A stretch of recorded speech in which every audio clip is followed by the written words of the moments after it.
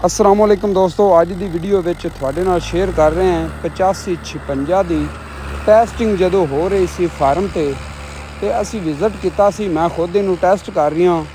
काफ़ी चीज़ों की बेहतरी की जरूरत हैगी है इस ट्रैक्टर के, लेकिन जेडे फार्म ते भी ये ट्रैक्टर टैसटिंग वास्ते चल रहा सी उन्होंने किसानों ने इनका रिव्यू कोई नहीं दिता चज नाल, ताकि कंपनी नूं छिक के कहिंदे भी इन्हां चीज़ों की जरूरत हैगी इस ट्रैक्टर में।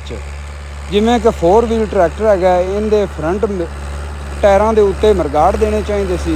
जिमें हुण अपनी वड्डी कंपनी ने मरगाड़ फ्रंट टायरों उत्ते दिते ने। उस तो बाद इनका बड़ा वड्डा इशू है, जिहड़ा इनका प्लेटफार्म है वो बड़ा तंग है, सौड़ा है।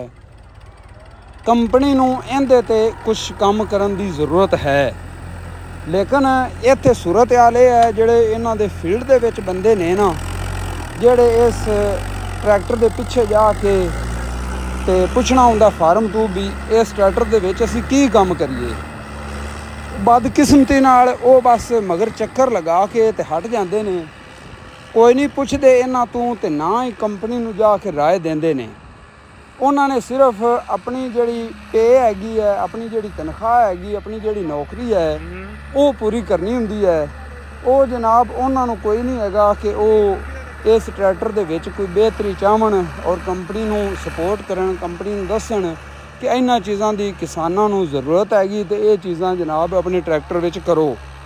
अगर कंपनी इस तरह ही इन्हां गल्लां नूं जिहड़ा ना ऐदले कन्न विच सुना तो ऐदले कन्न विचों कढ दिता तो फिर जनाब कंपनी इस ट्रैक्टर नूं फलाप करेगी। और इन्हां दे जिहड़े थल्ले वाले बंदे ने जिहड़े फील्ड दे विच जांदे ने, मेरे ख्याल के मुताबिक उन्होंने चाहिए कि किसानों के रिव्यू कंपनी तक पहुँचावन और जोर नाल कहन कि इन्हां चीज़ों की जरूरत है ट्रैक्टर के विच, ते ये जनाब चेंज कीतियां जावन। खास तौर पर इनका प्लेटफार्म, फ्रंट टायरों उत्ते मरगाड़, ये चीज़ां बड़ियां जरूरत दियां ने। कनोपी जिहड़ी है वो थोड़ी जी तगड़ी होनी चाहिए है, ठीक है जी।